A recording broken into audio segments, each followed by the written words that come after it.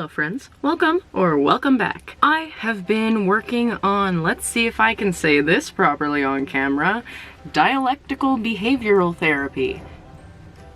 That's the word, dialectical behavioral therapy. And it's difficult. Oh boy, it's difficult. The doctor working through this with me warned me. The idea is that you figure out what you're not good at about it, and then you keep on trying. Repeatedly. And something about me is that if I'm not good at it on the first try, you're never gonna see me again. No, just kidding. But like, I like to be good at things, but I also like to challenge myself. I can do hard things. And this therapy, it's difficult. And I'm gonna talk to you about a technique in it because the Canadian dollars don't look at my nails. Great, awesome. If you have $35 to spend on a book. Hi, remember me? It's me after I finished recording that and then remembered I wanted to talk to you about Plant of Life. Plant of Life was founded with a belief that the true potential of healing lies within the power of plants. Use code TURTLECLUB for 15% off your order. They have oil for people, they have oil for animals, they have CBD vapes. I rather enjoy this. I also rather enjoy the small commission I earn every time one of you makes an order, so thank you so much to everybody who has gotten me my first, like, sizable payout. And thank you very much for watching. Anyway, this is from page 9 of this book. It says, take a rest. And you'll see there's highlighter so you know I'm serious. Post-its so you know I'm serious. Okay, so it says take a rest. What does it mean to take a rest? I don't know. Basic distress tolerance skills, by the way, is what this is. I am not gonna explain it right now because I don't have the words in my brain, but this is kind of what distress tolerance is and means and stuff.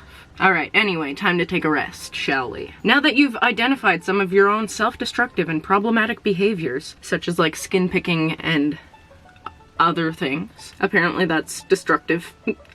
You learn about your destructive behaviors and the cost of it. If you want me to do a whole series about this, let me know in the comments. I never know what to do, ever. Carrying on. First, the distress tolerance strategy that you need to learn is REST. REST is an acronym that reminds you to relax, evaluate, set an intention, take action. Baby. I'm literally just gonna read out of the book because that's what today is. The first step here, relax. Hey class, let's relax together, shall we?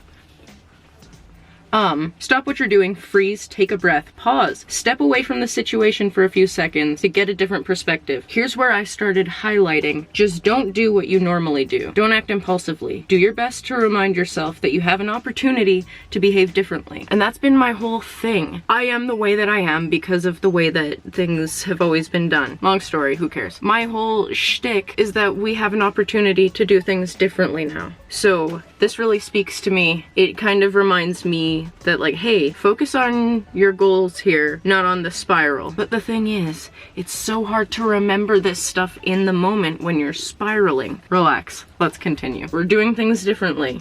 Create some space between your desire to act impulsively and your actual reaction. This is very important. Do you ever overreact to something? You're here. Obviously you do. You look back on that and you're like, why? I don't even think that. That's not who I am. What's going on here? Why did I say that? Why did I do that? Why did I throw that thing? Why did I say that word? Why did I think that about myself? Blah, blah, blah, blah, blah. Because you're like panicking. You don't have a great distress tolerance. Evaluate. The thing I highlighted from here is what are the facts. Do a quick evaluation. You don't have to figure it all out. You don't have to do an in-depth analysis on why you're feeling the way that you're feeling. Just kind of figure out what the reality is. Something that comes later in the book is radical acceptance. What is the reality that you're soon going to teach yourself how to accept? Let's embrace the reality, evaluate it for what it is, and not for what our anxiety is telling us that it is. Next page. How do I feel? What is happening? Is anyone in danger? That's a big one.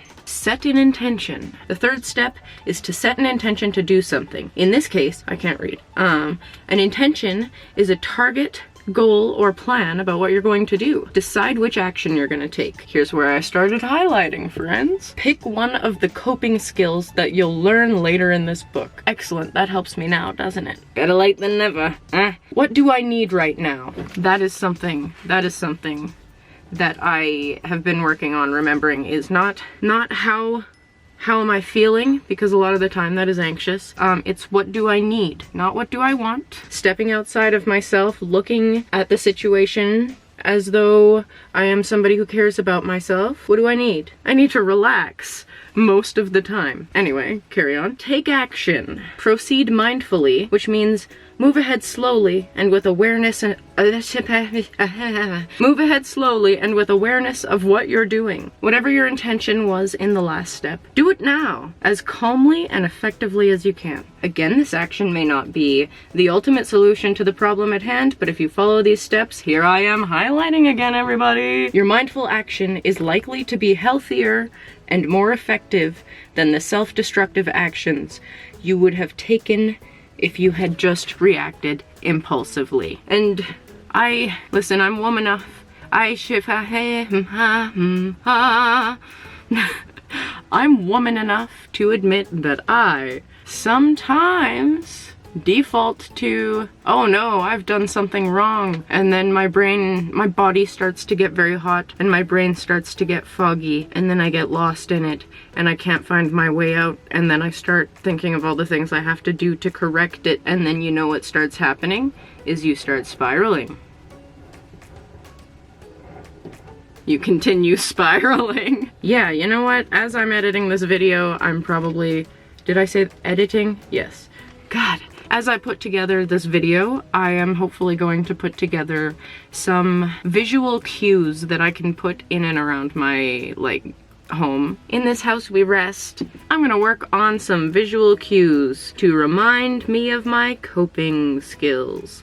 And then I'm gonna put them in my shop and charge you money for them so that I can have walls to hang these visual cues on to remind myself of my coping skills. I don't know if this video is helpful at all. I don't know, if you'd like to see me go through this book on camera, I don't think there's any law preventing me from doing that. It's literally free therapy, aside from the cost of a phone and internet and things. I'm not ignorant to the harsh realities of the world that we live in. But I digress. Thank you so much for watching. Don't forget to be kind to yourself and others today, and I will see you very soon, but maybe not, because I am burnt out on reality. So it's hard to put on on the camera, you know? It's hard to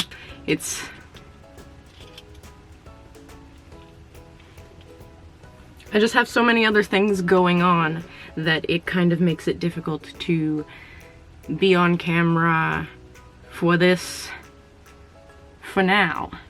But I have been updating my blog. If you feel like checking that out and reading the silly little words that I put up on my silly little website, it is posttraumaticvictory.com/blog. I'm gonna leave. Okay, thank you so much for watching. Bye!